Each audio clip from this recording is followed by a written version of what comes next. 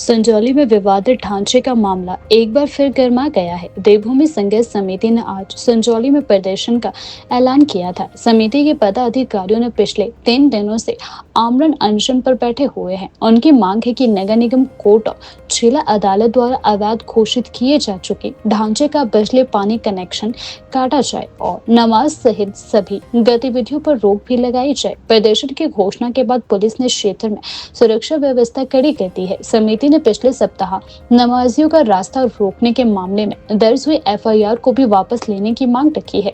समिति का कहना है कि यदि सरकार उनकी मांगों पर लिखित में निर्णय नहीं देती तो आंदोलन को उग्र रूप दिया जाएगा। अनशन के दौरान समिति के अध्यक्ष विजय की तबीयत बिगड़ने पर उन्हें आईजीएमसी अस्पताल ले जाया गया है।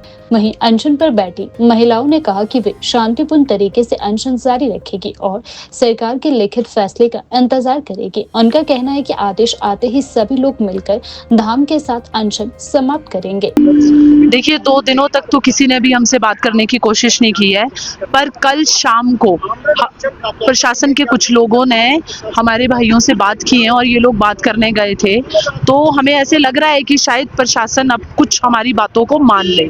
पर जब तक हमें वो रिटर्न में नहीं देता है तब तक हम कुछ नहीं बोल सकते हैं, क्योंकि ये बात अब हमारी नहीं है, ये बात उन सब भाइयों की है जिन सब ने हमारा साथ दिया है। हमें भी उन भाइयों को जवाब देना है। हमारी प्रशासन से हाथ जोड़कर ये विनती है कि वो हमारी बातों को मान के, क्योंकि हमारी सारी बातें जायज है। हम ये नहीं बोल रहे हैं कि ये मस्जिद को तोड़ दे। हमें पता है ये ढांचा है, अवैध ढांचा है। मस्जिद तो मैं इसको बोलना भी नहीं चाहूंगी। इस अवैध ढांचे को एकदम से कोई नहीं तोड़ सकता है। हमारी डिमांड है कि जब अवैध है तो आप इसको सील कर दो। आप क्यों शहर में अशांति फैला रहे हो? तो बस हमारा यही मानना है कि प्रशासन हमारी बात मान रहा है। हम यहाँ पे अशांति फैलाने के लिए नहीं आए हैं और ना ही हिंदू संगठन ने कभी अशांति फैलाई है। बस वो हमारी ये इस मस्जिद को सील कर दे और जो ये लोग हैं जो हमारे साथ जुड़े हुए हैं, हमारे भाई है, उनके ऊपर जो एफआईआर हुई है उसको वापस ले ले। क्योंकि एफआईआर के लिए एफआईआर तो तब होती है अगर हम कुछ ऐसा करते, हम किसी को मारते। हमने ऐसा तो कुछ भी नहीं किया है। तो प्रशासन का जो एक तरफा रवैया है उससे थोड़ा सा वो अपनी बुद्धि का यूज करके थोड़ा सा हमारी बातों को वो मोल दे। हम कोई भी अपनी ऐसी बात नहीं मनवा रहे हैं, हम सही बातों को मनवा रहे हैं। तो बस यही। हाँ जी, तो वो उनकी तबीयत थोड़ी सी खराब हुई है, वो अभी आईजीएमसी गए हैं। तो बस हम भगवान से प्रार्थना करते हैं कि जल्दी से उनकी तबीयत ठीक हो और वो हमारे बीच दोबारा से आए। हमारा कॉल ये तब है अगर प्रशासन हमारी बात नहीं मानता है, पर कल शाम की बातों से हमें ये लग रहा है कि प्रशासन हमारी बात मान रहा है। अगर प्रशासन हमारी बात मानता है तो ये कॉल ऐसी नहीं है कि हम मारपीट करेंगे, हम पता नहीं क्या करेंगे। ये जितने भी हिंदू संगठन के लोग हैं सब इकट्ठे होकर शांति से हम अपनी बात प्रशासन के कानों तक ले गए हैं और आगे भी शांति से ही काम करेंगे। अशांति फैलाने की ना हमने पहले बात की थी ना हम अब कर रहे हैं। ऐसा कोई माहौल नहीं बन रहा है। आज हमने यहाँ पे भोजन की व्यवस्था की है।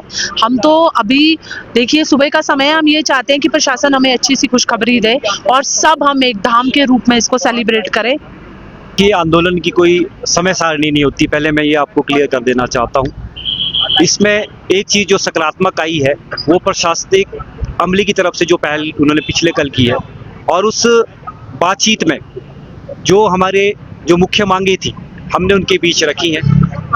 एडीएम महोदय उस मीटिंग के एक पार्ट रहे हैं, एडीसी उस एडीएम महोदय पार्ट रहे हैं, एडिशनल एसपी उसके पार्ट रहे हैं, यहाँ के लोकल जो कंसर्निंग एसएचओ हैं वो इसके पार्ट रहे हैं। जो हमारी जो मांगे हैं उस मांगों पर क्या हो सकता है, क्या बस पॉसिबल है, उस पे प्रशासन अभी चर्चा कर रहा है कि उस पे क्या निर्णय लेके उनको यहाँ आना है।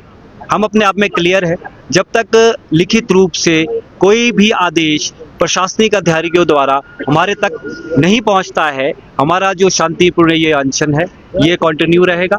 जैसा कि 11 बजे का जो हमारा ऐलान है वो एज इट इज़ रहेगा, वो शांतिपूर्ण तरीके से रहेगा।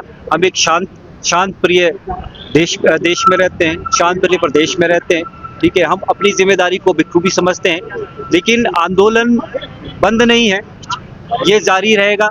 और अनशन है, मैं और मदन ठाकुर जी यहाँ अभी हैं और लोग बैठे हैं, ये अनशन तब तक नहीं रुकेगा जब तक कोई रिटर्न ऑर्डर प्रशासन हमारे तक नहीं पहुँचा।